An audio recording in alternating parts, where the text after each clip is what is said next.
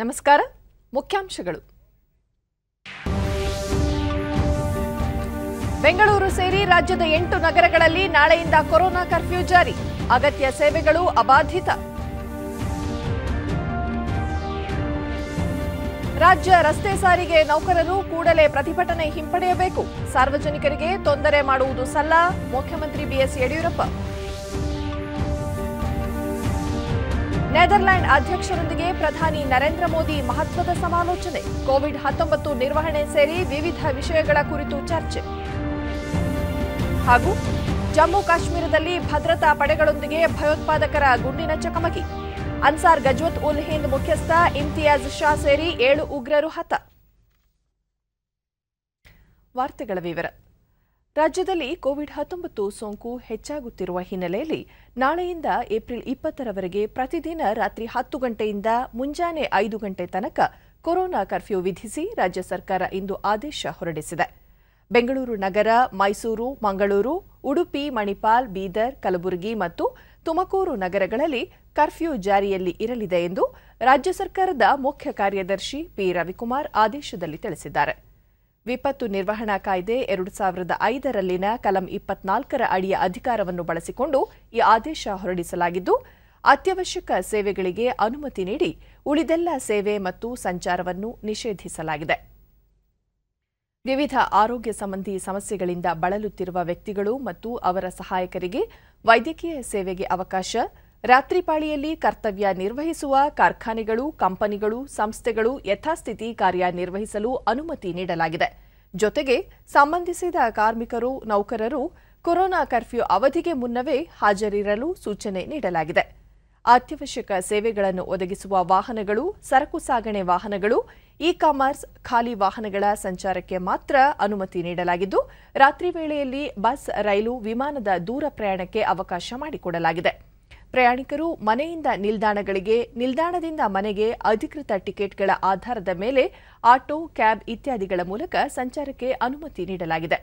BBMP ಆಯುಕ್ತರು, ಬೆಂಗಳೂರು ನಗರ police ಆಯುಕ್ತರು ಹಾಗೂ ಮೈಸೂರು, ಕಲಬುರಗಿ, ಮಂಗಳೂರು ಮತ್ತು ಸಂಬಂಧಿಸಿದ ಜಿಲ್ಲಾಧಿಕಾರಿಗಳು ಮತ್ತು ಜಿಲ್ಲಾ ಪೊಲೀಸ್ ವರಿಷ್ಠಾಧಿಕಾರಿಗಳು ವಿಪತ್ತು ನಿರ್ವಹಣಾ ಕಾಯ್ದೆ 2005ರ ಕಲಂ 51ರಿಂದ 60 ಹಾಗೂ ಭಾರತೀಯ ದಂಡ ಸಂಹಿತೆ ಹಾಗೂ ಅನ್ವಯವಾಗಬಹುದಾದ ಕಾನೂನು ಅನುಸಾರ ಕ್ರಮ ಕೈಗೊಳ್ಳುವಂತೆಯೂ ಮುಖ್ಯ ಕಾರ್ಯದರ್ಶಿಗಳು ತಮ್ಮ ಆದೇಶದಲ್ಲಿ ತಿಳಿಸಿದ್ದಾರೆ.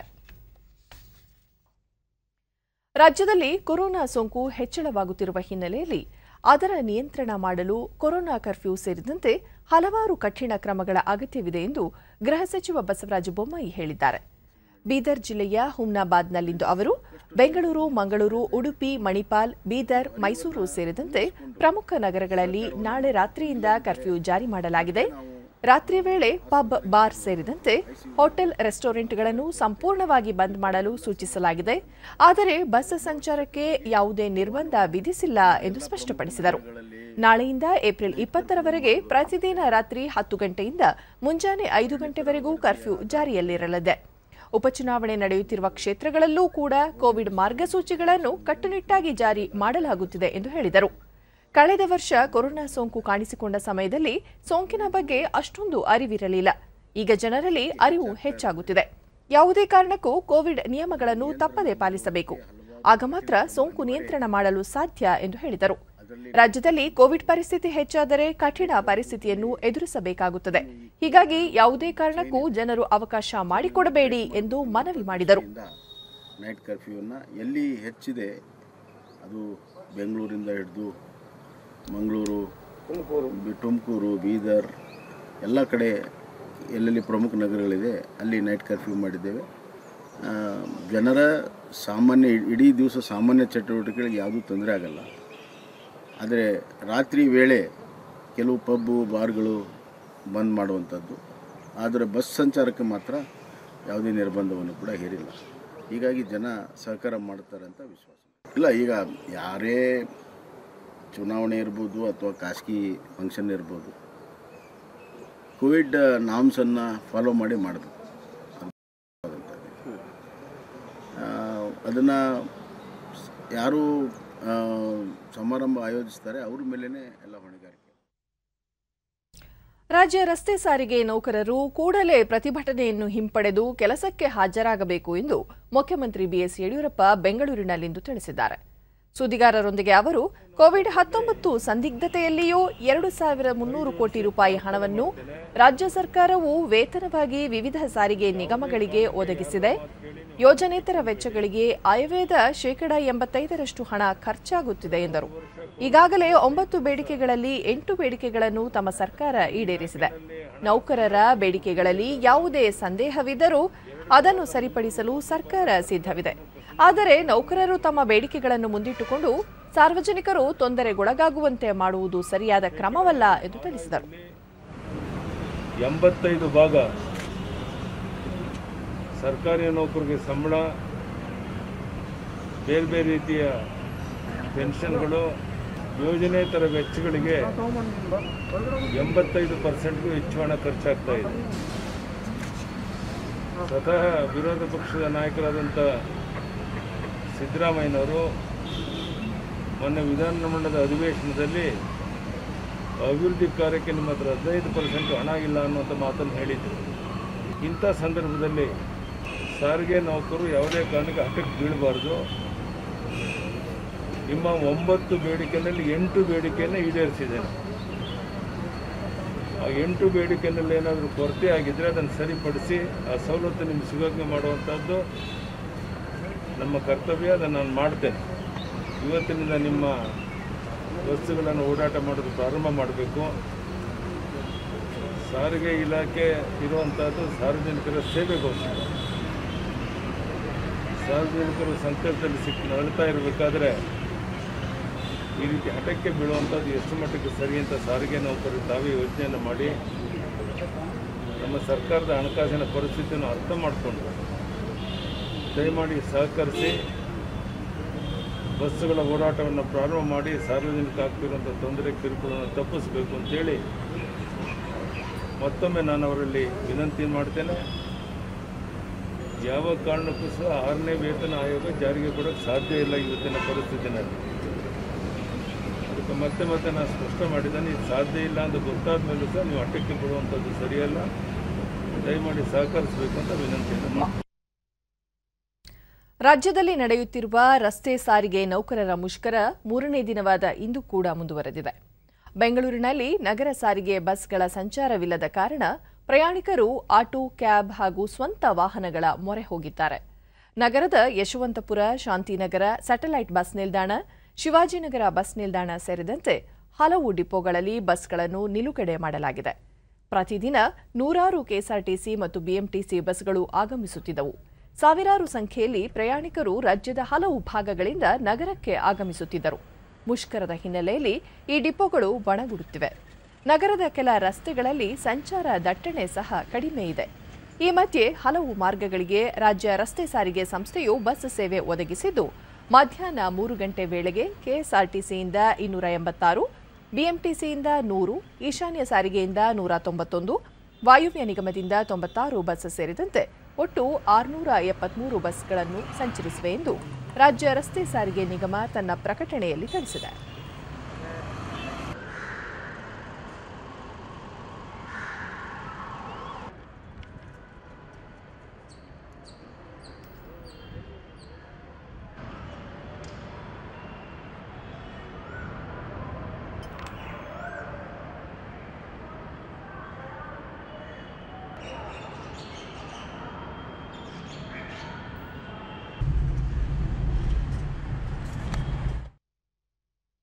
ರಾಜ್ಯದಲ್ಲಿ ಹೆಲಿ ಟೂರಿಸಂ ಆರಂಭಿಸುವ ಕುರಿತು ಪ್ರವಾಸೋದ್ಯಮ ಸಚಿವ ಸಿಪಿ ಯೋಗೇಶ್ವರ್ ನೇತೃತ್ವದಲ್ಲಿ ವಿವಿಧ ಕಂಪನಿಗಳ ಮುಖ್ಯಸ್ಥರ ಸಭೆ ಬೆಂಗಳೂರಿನಲ್ಲಿಂದು ನಡೆಯಿತು.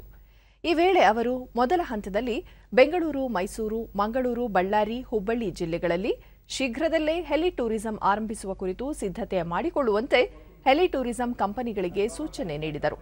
ಸದ್ಯ ಬಳಕೆಯಲ್ಲಿರುವ ಹೆಲಿಪ್ಯಾಡ್ ಮತ್ತು ವಿಮಾನ ನಿಲ್ದಾಣಗಳನ್ನು ಬಳಸಿಕೊಂಡು ಹೆಲಿ ಟೂರಿಸಂ ಆರಂಭಿಸುವಂತೆ ಹಾಗೂ ಹೆಲಿಪ್ಯಾಡ್ಗಳಲ್ಲಿ ಪ್ರಯಾಣಿಕರ ಅನುಕೂಲಕ್ಕಾಗಿ ವಿಶ್ರಾಂತಿ ಕೊಠಡಿಗಳನ್ನು ಸರ್ಕಾರವೇ ನಿರ್ಮಿಸಲಿದೆ. ಬೇಡಿಕೆ ಇರುವ ಸ್ಥಳಗಳಲ್ಲಿ ತ್ವರಿತವಾಗಿ ಹೆಲಿಪ್ಯಾಡ್ಗಳನ್ನು ನಿರ್ಮಿಸುವ ಅನುಮತಿ ದೊರಕಿಸಿಕೊಡಲಿದೆ ಎಂದು ಹೇಳಿದರು. ಜೊತೆಗೆ ಹೆಲಿ ಟೂರಿಸಂ ಆರಂಭಿಸಲು ಆರಂಭದ ನಷ್ಟವನ್ನು ಭರಿಸುವುದು, ಇಂಧನ ಜಿಎಸ್ಟಿಯಲ್ಲಿ ರಿಯಾಯಿತಿ ನೀಡುವಂತೆ ಕಂಪನಿಗಳು ಮಾಡಿರುವ ಮನವಿ ಬಗ್ಗೆ ಪರಿಶೀಲಿಸಿ ನಿರ್ಧಾರ ಕೈಗೊಳ್ಳಲಾಗುವುದಾಗಿ ತಿಳಿಸಿದರು.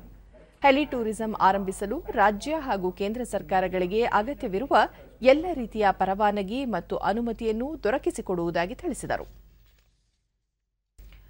ಪ್ರಧಾನಿ ನರೇಂದ್ರ ಮೋದಿ ಅವರು ಮಾಡಿರುವ ಅಭಿವೃದ್ಧಿ ಕಾರ್ಯಗಳು ಲೋಕಸಭೆ ಮತ್ತು ವಿಧಾನಸಭೆಯ ಉಪಚುನಾವಣೆಯಲ್ಲಿ ಬಿಜೆಪಿ ಅಭ್ಯರ್ಥಿಗಳ ಗೆಲುವಿಗೆ ಶ್ರೀರಕ್ಷೆಯಾಗಲಿದೆ ಎಂದು ರಾಜ್ಯ ಬಿಜೆಪಿ ಉಸ್ತುವಾರಿ ಅರುಣ್ ಸಿಂಗ್ ಬೆಳಗಾವಿಯಲ್ಲಿಂದು ಹೇಳಿದ್ದಾರೆ. ಪ್ರಧಾನಿ ಅವರ ದೂರದೃಷ್ಟಿಯ ಫಲವಾಗಿ 40 ಕೋಟಿ ಜನ್ಧನ್ ಖಾತೆಗಳನ್ನು ದೇಶದಲ್ಲಿ ತೆರೆಯಲಾಗಿದೆ. ಸರ್ಕಾರಗಳು ನೀಡುವ ನೆರವು ನೇರವಾಗಿ ಫಲಾನುಭವಿಗಳಿಗೆ ತಲುಪಲು ಸಹಕಾರಿಯಾಗಲಿದೆ ಎಂದು ಹೇಳಿದರು. ಕಾಂಗ್ರೆಸ್ ಪಕ್ಷದ ಆಡಳಿತವಿದ್ದಾಗ ಅಭಿವೃದ್ಧಿಗಾಗಿ 100 ರೂಪಾಯಿ ಬಿಡುಗಡೆಯಾದರೆ ಅದು ಅಂತಿಮವಾಗಿ 15 ರೂಪಾಯಿ ವೆಚ್ಚವಾಗುತ್ತಿತ್ತು ಎಂದು ಹಿಂದೊಮ್ಮೆ ಮಾಜಿ ಪ್ರಧಾನಿ ದಿವಂಗತ ರಾಜೀವ್ ಗಾಂಧಿ ಅವರು ಹೇಳಿದ್ದರು. ಬಿಜೆಪಿ ಸರ್ಕಾರ ರಚನೆಯಾದ ಬಳಿಕ ಭ್ರಷ್ಟಾಚಾರ ರಹಿತ ಆಡಳಿತ ನೀಡುವ ಮೂಲಕ ಅಭಿವೃದ್ಧಿ ಕಾರ್ಯಗಳಿಗೆ ಒತ್ತು ನೀಡಿದೆ ಎಂದು ತಿಳಿಸಿದರು. ಪ್ರಧಾನಿ ನರೇಂದ್ರ ಮೋದಿ ನೆದರ್ಲ್ಯಾಂಡ್ ಪ್ರಧಾನಿ ಮಾರ್ಕ್ ರುಟ್ಟೆ ಅವರೊಂದಿಗೆ ಇಂದು ವರ್ಚುವಲ್ ವೇದಿಕೆಯಲ್ಲಿ ಮಹತ್ವದ ಮಾತುಕತೆ ನಡೆಸಿದರು. ಉಭಯ ನಾಯಕರು ದ್ವಿಪಕ್ಷೀಯ ಸಹಕಾರ, ಬಾಂಧವ್ಯ ಬಲವರ್ಧನೆ, ಪ್ರಾದೇಶಿಕ, ಜಾಗತಿಕ ವಿಷಯಗಳ ಕುರಿತು ಚರ್ಚಿಸಿದರು. ನರೇಂದ್ರ ಮೋದಿ ಪ್ರಜಾಪ್ರಭುತ್ವ ಮತ್ತು ಕಾನೂನು ಆಳ್ವಿಕೆ ಮೇಲೆ ಎರಡೂ ದೇಶಗಳ ಪಾಲುದಾರಿಕೆಗೆ ಸಾಕ್ಷಿಯಾಗಿದೆ. ಹವಾಮಾನ ಬದಲಾವಣೆ, ಭಯೋತ್ಪಾದನೆ, ಕೊರೋನಾ ಸಾಂಕ್ರಾಮಿಕ ಕುರಿತ ಸವಾಲುಗಳನ್ನು ಎದುರಿಸುವ ಎರಡೂ ದೇಶಗಳ ಕ್ರಮಗಳು ಒಂದೇ ರೀತಿಯಾಗಿವೆ. ಜಾಗತಿಕ ಡಿಜಿಟಲ್ ಆಡಳಿತದಲ್ಲೂ ಎರಡೂ ದೇಶಗಳು ಸಹಭಾಗಿತ್ವ ಸಾಧಿಸುತ್ತಿವೆ. ಉಭಯ ದೇಶಗಳ ನಡುವೆ ಹೂಡಿಕೆ ಉತ್ತೇಜನ ಕುರಿತು ತ್ವರಿತ ಕಾರ್ಯವ್ಯವಸ್ಥೆಗೆ ಹೊಸ ಆಯಾಮ ದೊರೆಯಬೇಕಾಗಿದೆ ಎಂದರು. ಕೊರೋನಾ ಸಾಂಕ್ರಾಮಿಕ ವೇಳೆ ಭಾರತೀಯ ಮೂಲದವರನ್ನು ಸುರಕ್ಷಿತವಾಗಿ ನೋಡಿಕೊಂಡಿದ್ದಕ್ಕೆ ನೆದರ್ಲ್ಯಾಂಡ್ ಸರ್ಕಾರಕ್ಕೆ ಧನ್ಯವಾದ ಸಲ್ಲಿಸಿದ ಅವರು ಇತ್ತೀಚೆಗೆ ಚುನಾವಣೆಯಲ್ಲಿ ಬಹುಮತದಿಂದ ಆಯ್ಕೆಯಾದ ಮಾರ್ಕ್ ರುಟ್ಟೆ ಅವರಿಗೆ ಅಭಿನಂದನೆ ಸಲ್ಲಿಸಿದರು. हमारे मजबूत इकोनॉमिक कोऑपरेशन को नया मोमेंटम देगी.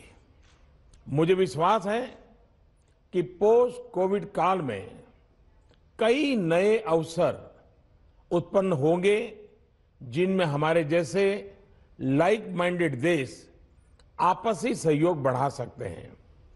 एक्सेलेंसी, 2019 में देयर मैजेस्टीज की भारत यात्रा से भारत नेदरलैंड संबंधों में नई ऊर्जा आई है. मुझे विश्वास है कि आज हमारी वर्चुअल समिट से उन्हें और गति मिलेगी. You were one of the first heads of government. Mark Rutte ಮಾತನಾಡಿ, ನೆದರ್ಲ್ಯಾಂಡ್ ಭಾರತ ನಡುವಿನ ಸಂಬಂಧ ತುಂಬಾ ಪುರಾತನವಾದದ್ದು. ಕೋವಿಡ್-19 ಸಾಂಕ್ರಾಮಿಕ ವೇಳೆ ದೇಶೀಯವಾಗಿ ತಯಾರಿಸಿದ ಲಸಿಕೆಗಳನ್ನು ಭಾರತ ಅಗ್ಗದ ದರದಲ್ಲಿ ಅನೇಕ ದೇಶಗಳಿಗೆ ಪೂರೈಸುತ್ತಿರುವುದು ಪ್ರಶಂಸನೀಯ. ಸಾಂಕ್ರಾಮಿಕದ ಮೊದಲ ಅಲೆ ವೇಳೆ ಸವಾಲುಗಳನ್ನು ಎದುರಿಸಿದ ನೆದರ್ಲ್ಯಾಂಡ್ ಹೂಡಿಕೆದಾರರ ಬೆಂಬಲವಾಗಿ ನಿಂತ ಭಾರತ ಸರ್ಕಾರಕ್ಕೆ ಧನ್ಯವಾದ ಅರ್ಪಿಸುವುದಾಗಿ ತಿಳಿಸಿದರು. ವಿಶ್ವಸಂಸ್ಥೆಯ ಭದ್ರತಾ ಮಂಡಳಿಯಲ್ಲಿ ಭಾರತಕ್ಕೆ ಶಾಶ್ವತ ಸ್ಥಾನ ದೊರೆಯಲು ನೆದರ್ಲ್ಯಾಂಡ್ನ ಸಂಪೂರ್ಣ ಬೆಂಬಲ ನೀಡಲಿದೆ ಎಂದರು. Unfortunately, you and we all are still dealing with the COVID-19 pandemic, which makes travel impossible. But let me say how much I appreciate your government's efforts to support.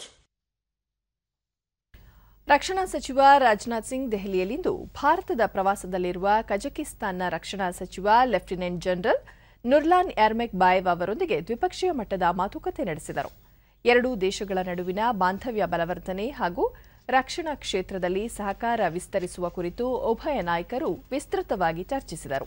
ಅಲ್ಲದೆ ಪರಸ್ಪರ ಹಿತಾಸಕ್ತಿಯ ರಕ್ಷಣಾ ಕೈಗಾರಿಕಾ ಸಹಭಾಗಿತ್ವಕ್ಕೂ ಸಮ್ಮತಿ ಸೂಚಿಸಿದ್ದಾರೆ. ಲೆಬನಾನ್ನಲ್ಲಿ ವಿಶ್ವಸಂಸ್ಥೆ ಪಡೆಯ ಭಾರತೀಯ ಬೆಟಾಲಿಯನ್ನ ಭಾಗವಾಗಿ ಕಜಕಿಸ್ತಾನ್ ಪಡೆಗಳಿಗೆ ಅವಕಾಶ ನೀಡಿರುವುದಕ್ಕೆ ಯರ್ಮೆಕ್ಬಾಯೆವ್ ಈ ಸಂದರ್ಭದಲ್ಲಿ ರಾಜನಾಥ್ ಸಿಂಗ್ ಅವರಿಗೆ ಕೃತಜ್ಞತೆ ಸಲ್ಲಿಸಿದರು. ರಕ್ಷಣಾ ಪಡೆಗಳ ಮುಖ್ಯಸ್ಥ ಜನರಲ್ ಬಿಪಿನ್ ರಾವತ್, ನೌಕಾಪಡೆಯ ಮುಖ್ಯಸ್ಥ ಅಡ್ಮಿರಲ್ ಕರಂಬೀರ್ ಸಿಂಗ್ ಮತ್ತಿತರ ಉನ್ನತ ಅಧಿಕಾರಿಗಳು ಉಪಸ್ಥಿತರಿದ್ದರು. ಇದಕ್ಕೂ ಮುನ್ನ ನುರ್ಲಾನ್ ಯರ್ಮೆಕ್ಬಾಯೆವ್ ಅವರು ರಾಷ್ಟ್ರೀಯ ಯುದ್ಧ ಸ್ಮಾರಕಕ್ಕೆ ಭೇಟಿ ನೀಡಿ ಗೌರವ ನಮನ ಸಲ್ಲಿಸಿದರು. ದೇಶದಲ್ಲಿ ಈವರೆಗೆ 9 ಕೋಟಿಗೂ ಅಧಿಕ ಕೋವಿಡ್ ಡೋಸ್ಗಳನ್ನು ನೀಡಲಾಗಿದ್ದು, ವಿಶ್ವದಲ್ಲಿ ಅತಿ ಹೆಚ್ಚು ಕೋವಿಡ್ ಡೋಸ್ಗಳನ್ನು ನೀಡುತ್ತಿರುವ ದೇಶಗಳ ಪೈಕಿ ಭಾರತ ಒಂದಾಗಿದೆ ಎಂದು ಆರೋಗ್ಯ ಸಚಿವ ಡಾ. ಹರ್ಷವರ್ಧನ್ ತಿಳಿಸಿದ್ದಾರೆ. ಕೋವಿಡ್ ಕುರಿತ ಉನ್ನತ ಮಟ್ಟದ ಸಚಿವರ ತಂಡದ 24ನೇ ಸಭೆಯನ್ನುದ್ದೇಶಿಸಿ ಅವರು ದೇಶದಲ್ಲಿ 1,19,00,000ಕ್ಕೂ ಅಧಿಕ ಮಂದಿ ಕೋವಿಡ್ ಸೋಂಕಿನಿಂದ ಈವರೆಗೆ ಚೇತರಿಸಿಕೊಂಡಿದ್ದಾರೆ. 2-3 ತಿಂಗಳ ಹಿಂದೆ ಸುಮಾರು 97%ರಷ್ಟಿದ್ದ ಚೇತರಿಕೆ ಪ್ರಮಾಣ ಇದೀಗ 91.22ಕ್ಕೆ ಇಳಿದಿದೆ. ಕಳೆದ 7 ದಿನಗಳಲ್ಲಿ ದೇಶದ 149 ಜಿಲ್ಲೆಗಳಲ್ಲಿ ಕೋವಿಡ್ನ ಯಾವುದೇ ಪ್ರಕರಣ ವರದಿಯಾಗಿಲ್ಲ ಎಂದರು. ದೇಶಾದ್ಯಂತ ಇಂದು ಬೆಳಗ್ಗೆಯವರೆಗೆ 9,43,34,000 ಕೋವಿಡ್ ಡೋಸ್ಗಳನ್ನು ನೀಡಲಾಗಿದೆ. ಕಳೆದ ವಾರ ಒಂದೇ ದಿನ 43 ಲಕ್ಷ ಡೋಸ್ಗಳನ್ನು ನೀಡಲಾಗಿದ್ದು ವಿಶ್ವದಲ್ಲೇ ಇದು ಅತಿ ಹೆಚ್ಚು ಪ್ರಮಾಣವಾಗಿದೆ. ಈವರೆಗೆ 84 ದೇಶಗಳಿಗೆ 6,45,00,000 ಡೋಸ್ಗಳನ್ನು ರಫ್ತು ಮಾಡಲಾಗಿದೆ ಎಂದರು. 28%. We are all aware of the vaccination campaign that was launched by our Honorable Prime Minister on 16th of January, which started with the vaccination of the healthcare workers, followed by frontline workers in February, and later on the other priority groups. So just to give you a brief about that, today at 9 o'clock, the latest figures suggest that 9,43,34,262 doses have been given to people in India of the various priority groups. And in the last 24 hours itself, we have given 36,91,511 doses. This figure, in fact, in last week, we one day even gave 43 lakh doses. This is probably the highest given anywhere in the whole world, and probably better than everyone. As far as our healthcare workers are concerned, over 89 lakhs have got the first dose and over 54 lakhs have got the second dose. As far as the front line or the field level workers are concerned, over 98 lakhs have got the first dose and 45 lakhs have got the second dose. For those between 45 and 59 years of age, the first dose has been received by over 2,61 lakh people, and the second dose has been received by 5,23,268 people. Those above 60 years of age, over 3,75 lakh people have received the first dose. ರಾಜ್ಯದ ಎಲ್ಲ ಸಾರ್ವಜನಿಕ ಆಸ್ಪತ್ರೆಗಳಲ್ಲಿ corona ಲಸಿಕೆ ಅಭಿಯಾನ ಆರಂಭವಾಗಿದ್ದು ಬೆಂಗಳೂರು ನಗರದ KC general ಆಸ್ಪತ್ರೆಯಲ್ಲಿಯೂ ಲಸಿಕೆ ನೀಡಲಾಗುತ್ತಿದೆ.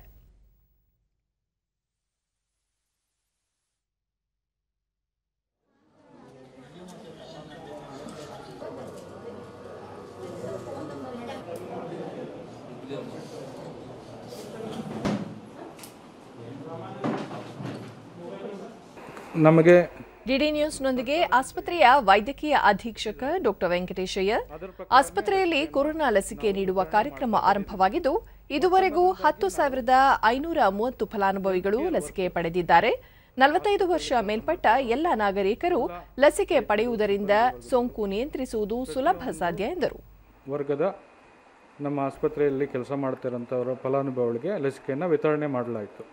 ತದನಂತರದಲ್ಲಿ first line workers, front line workers ಅವರಿಗಿನ ಹೆಚ್ಚು ಉತ್ಸಾಹದಲ್ಲಿ ನಮ್ಮ ಹಿರಿಯ ಕೋವಿಡ್ ಲಸಿಕೆ ನೋಡಲ್ ಅಧಿಕಾರಿ ಡಾ ಲಕ್ಷ್ಮೀಪತಿ, ಕೊರೋನಾ ಚುಚ್ಚುಮದ್ದಿನಿಂದ ಯಾವುದೇ ಅಡ್ಡ ಪರಿಣಾಮವಿಲ್ಲ, ಅರ್ಹ ನಾಗರಿಕರು ಕೋವಿಡ್ ಲಸಿಕೆ ಪಡೆಯಲು ಮುಂದಾಗಬೇಕು ಎಂದರು. ಎಲ್ಲರೂ ತೆಗೆದುಕೊಳ್ಳಬೇಕು ಅಂತೇಳಿ ನಾನು ತಮ್ಮಲ್ಲಿ ಕೇಳ್ಕೊಳ್ತೇನೆ. ಒಂದು, ಎರಡನೇದು, ಲಸಿಕೆ ತೆಗೆದುಕೊಂಡ ನಂತರ ಅದು ನಮಗೆ ಪೂರ್ಣ ಪ್ರಮಾಣದ ಪ್ರೊಟೆಕ್ಷನ್ ಅಂತ ಹೇಳ್ತೀವಿ, ರಕ್ಷಣೆ ಸಿಗೋದಿಲ್ಲ.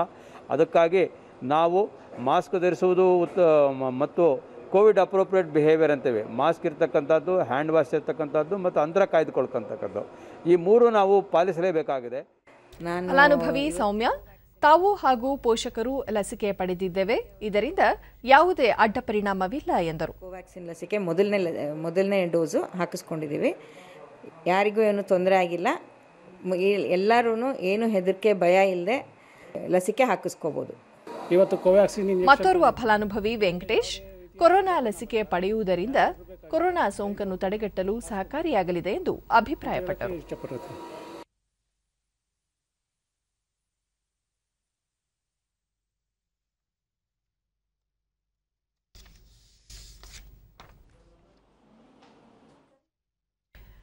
ದೇಶದಲ್ಲಿ ಕಳೆದ 24 ಗಂಟೆಗಳಲ್ಲಿ 1,31,968 ಹೊಸ ಕೋವಿಡ್-19 ಪ್ರಕರಣಗಳು ಬೆಳಕಿಗೆ ಬಂದಿವೆ. 61,899 ಮಂದಿ ಚೇತರಿಸಿಕೊಂಡಿದ್ದು 780 ಮಂದಿ ಮೃತಪಟ್ಟಿದ್ದಾರೆ. ಇದರೊಂದಿಗೆ ದೇಶದಲ್ಲಿ ಒಟ್ಟು ಸೋಂಕಿತರ ಸಂಖ್ಯೆ 1,30,60,542ಕ್ಕೆ ಏರಿಕೆಯಾಗಿದೆ ಎಂದು ಕೇಂದ್ರ ಆರೋಗ್ಯ ಸಚಿವಾಲಯ ತಿಳಿಸಿದೆ. ಇದುವರೆಗೆ 1,19,13,292 ಮಂದಿ ಗುಣಮುಖರಾಗುವುದರೊಂದಿಗೆ ಚೇತರಿಕೆ ಪ್ರಮಾಣ ಶೇಕಡಾ 92.22ಕ್ಕೆ ಏರಿಕೆಯಾಗಿದೆ. ಒಟ್ಟು 9,79,608 ಸಕ್ರಿಯ ಪ್ರಕರಣಗಳಿದ್ದು ಶೇಕಡಾ 7.50ಯಷ್ಟಿದೆ. ಇದುವರೆಗೆ 1,67,642 ಮಂದಿ ಮೃತಪಟ್ಟಿದ್ದು ಈ ಪ್ರಮಾಣ ಶೇಕಡಾ 1.28ರಷ್ಟಿದೆ. ಬೆಂಗಳೂರಿನ ಸ್ಟಾರ್ಟ್ಅಪ್ ಸಂಸ್ಥೆಯೊಂದು ರಾಸಾಯನಿಕ ಮುಕ್ತ ಬಣ್ಣ ಬಣ್ಣದ ಬಳಪ ಕ್ರಯಾನ್ಸ್ಗಳನ್ನು ತಯಾರಿಸಿದ್ದು ಗ್ರಾಹಕರಿಂದ ಉತ್ತಮ ಸ್ಪಂದನೆ ವ್ಯಕ್ತವಾಗಿದೆ.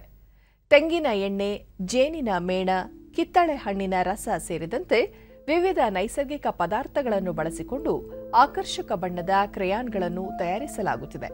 ಈ ಬಣ್ಣ ಬಣ್ಣದ ಬಳಪಗಳು ಪುಟ್ಟ ಪುಟ್ಟ ಮಕ್ಕಳ ಬಳಕೆಗೂ ಸುರಕ್ಷತೆಯನ್ನು ಒದಗಿಸುತ್ತಿದೆ. ಮಕ್ಕಳು ಮನೆಯಲ್ಲಿಯೇ ವಿವಿಧ ಚಿತ್ರಕಲೆಗಳನ್ನು ಬಿಡಿಸಲು ಕ್ರೇಯಾನ್ಗಳು ಸಹಕಾರಿಯಾಗಿರುವುದು ವಿಶೇಷ.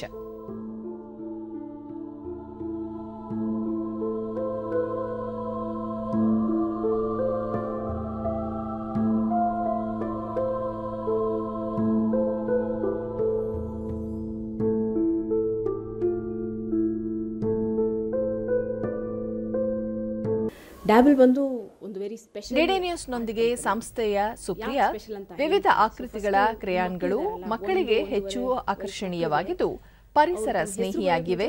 ಯಾವುದೇ ರಾಸಾಯನಿಕ ಬಳಸದೇ ಇರುವುದರಿಂದ ಗ್ರಾಹಕರಿಂದ ಹೆಚ್ಚಿನ ಬೇಡಿಕೆ ಬರುತ್ತಿದೆ ಎಂದು ತಿಳಿಸಿದರು. ಆದರೆ ನಾವು ಆ ವಯಸ್ಸಲ್ಲಿ ನಾವು ಪೇರೆಂಟ್ಸ್ ಆಗಿ ಅವ್ರಿಗೆ ಕ್ರೇಯಾನ್ಸು, ಪೇಂಟ್ಸು ಅದೆಲ್ಲ ಕೊಡೋದಿಲ್ಲ. ಯಾಕಂದರೆ ನಮಗೆ ಟೆನ್ಷನ್. ಬಾಯಲ್ಲಿ ಹಾಕೊಳ್ತಾರೆ, ಇಲ್ಲ ಗಲೀಜು ಮಾಡ್ತಾರೆ, ಅವ್ರು ತಮ್ಮ ಮೇಲೆ ಬರ್ಕೊತಾರೆ, ಅದೆಲ್ಲ ಟೆನ್ಷನ್. ಸೊ ಹಾಗಾಗಿ ಈ ಡ್ಯಾಬಲ್ ಅನ್ನೋ ಕಂಪನಿಯವರು ಫೌಂಡರ್ಸ್ ಸ್ನೇಹ ಮತ್ತು ಕ್ಯಾರನ್ ಅನ್ನೋರು ಇಬ್ಬರು ಮದರ್ಸ್, ಅವ್ರಿಗೂ ಸೇಮ್ ಐಡಿಯಾ ಬಂತು. ಈಗ ನಮ್ಮ ಮಕ್ಕಳಿಗೆ ಇಂಡಿಯಾದಲ್ಲಿ ಈ ಥರ ಸೇಫಾಗಿರೋ ಆರ್ಟ್ ಪ್ರಾಡಕ್ಟ್ಸ್ ಏನಾರ ಮಾಡಬೇಕಲ್ಲ ಅಂತ. ಸೊ ಇವರಿಬ್ಬರು ಬಂದು ಒಂದು ಕೋರ್ಸ್ ಮಾಡಿದ್ರು, ಎಕ್ಸ್ಪ್ರೆಸಿವ್ ಆರ್ಟ್ ಥೆರಪಿ ಅಂತ ಒಂದು ಕೋರ್ಸ್. ಆ ಕೋರ್ಸಲ್ಲಿ ಅವರಿಬ್ಬರು ಭೇಟಿ ಆದರು. ಆಗ ಅವ್ರಿಗೆ ಒಂದು ಐಡಿಯಾ ಬಂತು, ಸರಿ ನಾವು ಈ ಥರ ನಮ್ಮ ಮಕ್ಕಳಿಗೆ ಸೇಫಾಗಿರೋ ಆರ್ಟ್ ಪ್ರಾಡಕ್ಟ್ಸ್ ಏನಾರ ಮಾಡಬೇಕು, ಸೊ ಲೆಟ್ಸ್ ವರ್ಕ್ ಟುಗೆದರ್ ಅಂತ ಅವರು ಒಂದು ಐಡಿಯಲ್ಲಿ ದೇ ಸ್ಟಾರ್ಟೆಡ್. ಸೊ ಇಂಡಿಯಾದಲ್ಲಿ ಒಂದು category play art in India ಅಂತ ಒಂದು ಕ್ಯಾಟಗರಿ ಸ್ಟಾರ್ಟ್ ಮಾಡಿದ್ರು. ಹಾಗಂದರೆ ಪ್ಲೇ ಮಾಡಿ ಅವ್ರು ಆರ್ಟ್ ಪ್ರಾಡಕ್ಟ್ಸ್ ಮಾಡಿ ಚಿಲ್ಡ್ರನ್ಗೆ, ಮಕ್ಕಳಿಗೆ ಕೊಟ್ಬಿಡೋದು ಫ್ರೀಯಾಗಿ, ಏನು ಬೇಕೋ ಮಾಡಿ ಅಂತ. ಅಷ್ಟು ಸೇಫಾಗಿರಬೇಕು, ಪೇರೆಂಟ್ಸ್ಗೆ ಟೆನ್ಷನ್ ಇರಬಾರ್ದು, ಮಕ್ಕಳಿಗೆ ಅನುಕೂಲವಾಗಿರಬೇಕು ಅಂತ. ಸೊ ಹಾಗಾಗಿ ಅವರು ಈ ಡ್ಯಾಬಲ್ ಅನ್ನೋ ಒಂದು ಕಂಪ್ನಿ ಹೀಗಾಗಿ ಹುಟ್ಟು ಬಂತು. मुझे ये प्रोडक्ट्स बहुत ही अच्छे लगे थे. ಪೋಷಕರಾದ ದೇವಿಶ್ರೀ, ಬಣ್ಣ ಬಣ್ಣದ ಬಳಪಗಳು ಮಾರುಕಟ್ಟೆಯಲ್ಲಿ ದೊರೆಯುವ ಕ್ರೇಯಾನ್ಗಳಿಗಿಂತ ಹೆಚ್ಚು ಸುರಕ್ಷಿತವಾಗಿವೆ. ಇವುಗಳನ್ನು ಸೇವನೆ ಮಾಡಿದರೂ ಮಕ್ಕಳಿಗೆ ಯಾವುದೇ ಅಪಾಯವಿಲ್ಲ ಎಂದರು. तो उसमें क्या होता है कि पेंसिल से तुम जो डब्बे में जो भी ड्राइंग बना हुआ है उसी के अंदर ड्रॉ कर सकते हैं, उसी के अंदर रंग भर सकते हैं. लेकिन ये जो प्रोडक्ट्स हैं जो आप देख रहे हैं, एक ट्रेन की तरह है और एक बस की तरह है. ये लेके मैं अपने बेटे को एक बड़े से चार्ट पेपर में बिठाती थी और मेरे पति एक ट्रेन को लेके और मेरा बेटा एक बस को लेके वो दोनों ड्रॉ करते हुए, एक्सीडेंट करते हुए, उनको बड़ा ही मज़ा आता था. Whenever my daughter plays with the dabble ಮತ್ತೋರ್ವ products, ಪೋಷಕರಾದ ಶಿವು, ಕೊರೋನಾ ಸಾಂಕ್ರಾಮಿಕ ಸಂದರ್ಭದಲ್ಲಿ ಮಕ್ಕಳು ಹೊರಹೋಗಿ ಆಟವಾಡುವುದು ಸುರಕ್ಷಿತವಲ್ಲ. ಈ ಸಂದರ್ಭದಲ್ಲಿ ಸುಲಭವಾಗಿ ಬಳಕೆ ಮಾಡಬಹುದಾದ ಪರಿಸರ ಸ್ನೇಹಿ ಕ್ರೇಯಾನ್ಗಳು ಮಕ್ಕಳ ಕ್ರಿಯಾತ್ಮಕತೆಯನ್ನು ಹೊರತರಲು ಸಹಕಾರಿಯಾಗಿವೆ ಎಂದು ತಿಳಿಸಿದರು.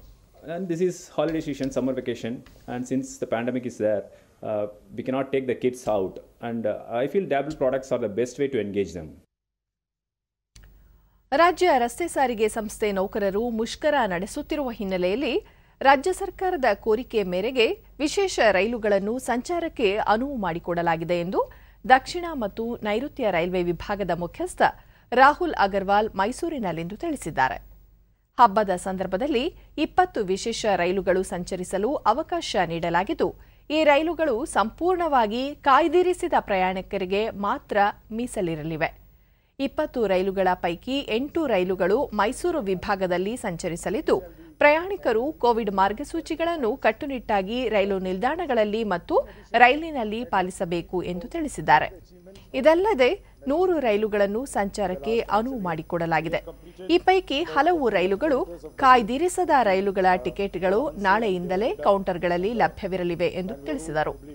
ಸಾಮಾಜಿಕ ಜಾಲತಾಣದಲ್ಲಿ ರೈಲು ನಿಲ್ದಾಣದಲ್ಲಿ ತುಂಬಿ ತುಳುಕುವ ವಿಡಿಯೋ ಪ್ರಸಾರವಾಗುತ್ತಿದ್ದು, ಅದು ನಮ್ಮ ವಿಭಾಗಕ್ಕೆ ಸೇರಿದ್ದಲ್ಲ, ಪ್ರಯಾಣಿಕರು ಈ ಬಗ್ಗೆ ಆತಂಕ ಪಡುವ ಅಗತ್ಯವಿಲ್ಲ ಎಂದು ಅವರು ಸ್ಪಷ್ಟಪಡಿಸಿದ್ದಾರೆ.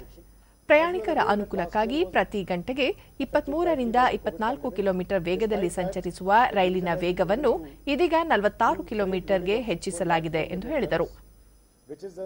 ಮೈಸೂರು ರೈಲ್ವೆ ವಿಭಾಗ ಬೆಂಗಳೂರು ಹುಬ್ಬಳ್ಳಿ ಮಾರ್ಗದ ತೋಳಹಸಿರು ಮತ್ತು ದೇವರಗುಡ್ಡ ನಡುವಿನ 41 ಕಿಲೋಮೀಟರ್ ರೈಲ್ವೆ ಮಾರ್ಗವನ್ನು ದ್ವಿಪಥವಾಗಿ ಅಭಿವೃದ್ಧಿಪಡಿಸಲಾಗಿದೆ.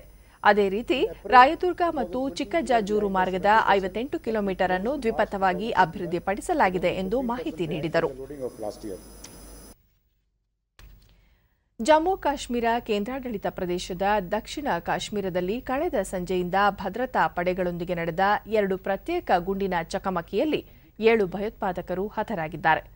ಭಯೋತ್ಪಾದಕರು ಅಡಗಿರುವ ಮಾಹಿತಿ ಆಧರಿಸಿ ಶೋಪಿಯಾನ್ನಲ್ಲಿ ನಿನ್ನೆ ಸಂಜೆ ಭದ್ರತಾ ಪಡೆಗಳು ಮತ್ತು ಜಮ್ಮು ಕಾಶ್ಮೀರ ಪೊಲೀಸರು ಜಂಟಿಯಾಗಿ ನಡೆಸಿದ ಶೋಧ ಕಾರ್ಯಾಚರಣೆ ವೇಳೆ ಮೊದಲ ಗುಂಡಿನ ಚಕಮಕಿ ನಡೆದಿದೆ. ಈ ವೇಳೆ 5 ಭಯೋತ್ಪಾದಕರು ಹತರಾಗಿದ್ದಾರೆ. ಈ ಮಧ್ಯೆ ಪುಲ್ವಾಮಾ ಜಿಲ್ಲೆಯ ನೌಬಾಗ್ ತ್ರಾಲ್ನಲ್ಲಿ ನಡೆದ ಮತ್ತೊಂದು ಗುಂಡಿನ ಚಕಮಕಿಯಲ್ಲಿ 2 ಭಯೋತ್ಪಾದಕರು ಹತರಾಗಿದ್ದಾರೆ. ಕಾಶ್ಮೀರ ವಲಯದ ಐಜಿಪಿ ವಿಜಯ್ ಕುಮಾರ್ ಈ ವಿಷಯ ತಿಳಿಸಿ, ಹತರಾದವರಲ್ಲಿ ಅನ್ಸಾರ್ ಗಜ್ವತ್ ಉಲ್ ಹಿಂದ್ ಮುಖ್ಯಸ್ಥ ಇಮ್ತಿಯಾಜ್ ಶಾ ಸೇರಿದ್ದಾನೆ. ಕಾರ್ಯಾಚರಣೆಯಲ್ಲಿ ಗಡಿ ಭದ್ರತಾ ಪಡೆಯ 4 ಸಿಬ್ಬಂದಿಗೆ ಗಾಯಗಳಾಗಿವೆ. ಅಮರನಾಥ ಯಾತ್ರೆ ಯಶಸ್ವಿಯಾಗಿ ನಡೆಯಲು ಸಂಪೂರ್ಣ ಭದ್ರತೆ ಒದಗಿಸಲಾಗುವುದು ಎಂದರು. उसको फॉलो किए 5 के 5 टेररिस्ट मारे गए, लोकल है, उसमें 2 एचएम का है, 1 एलईडी का है, 2 एजीएच का है। साथ के साथ टेररिस्ट के हाथ में AK-47 था, 2 पिस्टल एक्स्ट्रा था। इनके खिलाफ काफी केस दर्ज है। ये सिविलियन किलिंग मॉल था, उसमें से इम्तियाज है एक जो था, जो स्टॉकहोल्ड अपने आप को एजीएच का चीफ मानता था। ಇನ್ನು ಹವಾವರ್ತಮಾನ. ರಾಜ್ಯದ ಒಳನಾಡಿನಲ್ಲಿ ಚದುರಿದಂತೆ ಮಳೆಯಾಗಿದ್ದು, ಕರಾವಳಿಯಲ್ಲಿ ಒಣಹವೆ ಮುಂದುವರೆದಿದೆ. ಬಾಳೆಹೊನ್ನೂರಿನಲ್ಲಿ 2 ಸೆಂಟಿಮೀಟರ್, ಭದ್ರಾವತಿಯಲ್ಲಿ 1 ಸೆಂಟಿಮೀಟರ್ ಮಳೆಯಾಗಿದೆ. ರಾಯಚೂರಿನಲ್ಲಿ ಗರಿಷ್ಠ ತಾಪಮಾನ 39.4 ಡಿಗ್ರಿ ಸೆಲ್ಸಿಯಸ್ ದಾಖಲಾಗಿದೆ. ಮುನ್ಸೂಚನೆಯಂತೆ ಮುಂದಿನ 24 ಗಂಟೆಗಳಲ್ಲಿ ರಾಜ್ಯಾದ್ಯಂತ ಗುಡುಗು ಸಹಿತ ಮಳೆ ಸಾಧ್ಯತೆ. ಬೆಂಗಳೂರು ಸುತ್ತಮುತ್ತ ಭಾಗಶಃ ಮೋಡ ಕವಿದ ವಾತಾವರಣ ಇರಲಿದ್ದು, ಗರಿಷ್ಠ ತಾಪಮಾನ 35 ಹಾಗೂ ಕನಿಷ್ಠ 22 ಡಿಗ್ರಿ ಸೆಲ್ಸಿಯಸ್ ದಾಖಲಾಗುವ ಸಂಭವ. ಕೊನೆಯಲ್ಲಿ ಮತ್ತೊಮ್ಮೆ ಮುಖ್ಯಾಂಶಗಳು. ಬೆಂಗಳೂರು ಸೇರಿ ರಾಜ್ಯದ 8 ನಗರಗಳಲ್ಲಿ ನಾಳೆಯಿಂದ ಕೊರೋನಾ ಕರ್ಫ್ಯೂ ಜಾರಿ, ಅಗತ್ಯ ಸೇವೆಗಳು ಅಬಾಧಿತ. ರಾಜ್ಯ ರಸ್ತೆ ಸಾರಿಗೆ ನೌಕರರು ಕೂಡಲೇ ಪ್ರತಿಭಟನೆ ಹಿಂಪಡೆಯಬೇಕು, ಸಾರ್ವಜನಿಕರಿಗೆ ತೊಂದರೆ ಮಾಡುವುದು ಸಲ್ಲ, ಮುಖ್ಯಮಂತ್ರಿ ಬಿಎಸ್ ಯಡಿಯೂರಪ್ಪ. ನೆದರ್ಲ್ಯಾಂಡ್ ಅಧ್ಯಕ್ಷರೊಂದಿಗೆ ಪ್ರಧಾನಿ ನರೇಂದ್ರ ಮೋದಿ ಮಹತ್ವದ ಸಮಾಲೋಚನೆ, ಕೋವಿಡ್-19 ನಿರ್ವಹಣೆ ಸೇರಿ ವಿವಿಧ ವಿಷಯಗಳ ಕುರಿತು ಚರ್ಚೆ. ಹಾಗೂ ಜಮ್ಮು ಕಾಶ್ಮೀರದಲ್ಲಿ ಭದ್ರತಾ ಪಡೆಗಳೊಂದಿಗೆ ಭಯೋತ್ಪಾದಕರ ಗುಂಡಿನ ಚಕಮಕಿ, ಅನ್ಸಾರ್ ಗಜ್ವತ್ ಉಲ್ ಹಿಂದ್ ಮುಖ್ಯಸ್ಥ ಇಮ್ತಿಯಾಜ್ ಶಾ ಸೇರಿ 7 ಉಗ್ರರು ಹತ. ನಮ್ಮ ವಾರ್ತಾ ಪ್ರಸಾರವನ್ನು ನೀವು ಡಿಡಿ ಚಂದನ ನ್ಯೂಸ್ ಯೂಟ್ಯೂಬ್ ಚಾನೆಲ್ನಲ್ಲೂ ವೀಕ್ಷಿಸಬಹುದು. ವೀಕ್ಷಕರೇ, ನಾನು ಈಗ ಸ್ಟುಡಿಯೋದಿಂದ ತೆರಳುತ್ತಿರುವ ಕಾರಣ ಮಾಸ್ಕ್ ಧರಿಸುತ್ತಿದ್ದೇನೆ. ನೀವು ಸಹ ಮನೆಯಿಂದ ಹೊರಹೋಗುವ ಮುನ್ನ ಸರಿಯಾದ ಕ್ರಮದಲ್ಲಿ ತಪ್ಪದೆ ಮಾಸ್ಕ್ ಧರಿಸಿ. ವ್ಯಕ್ತಿಗತ ಅಂತರ ಕಾಪಾಡಿಕೊಳ್ಳುವುದರೊಂದಿಗೆ ನೀವು ಸುರಕ್ಷಿತವಾಗಿರಿ, ನಿಮ್ಮವರನ್ನು ಸುರಕ್ಷಿತವಾಗಿರಿಸಿ. ನೈರ್ಮಲ್ಯಕ್ಕೆ ಆದ್ಯತೆ ನೀಡುವುದರ ಜೊತೆಗೆ ಸೋಂಕು ತಡೆಗೆ 45 ವರ್ಷ ಮೇಲ್ಪಟ್ಟ ಎಲ್ಲರೂ ಕೋವಿಡ್-19 ಲಸಿಕೆ ಪಡೆಯಿರಿ. ನಮ್ಮ ಮುಂದಿನ ವಾರ್ತಾ ಪ್ರಸಾರ ರಾತ್ರಿ 9 ಗಂಟೆಗೆ. ನಮಸ್ಕಾರ.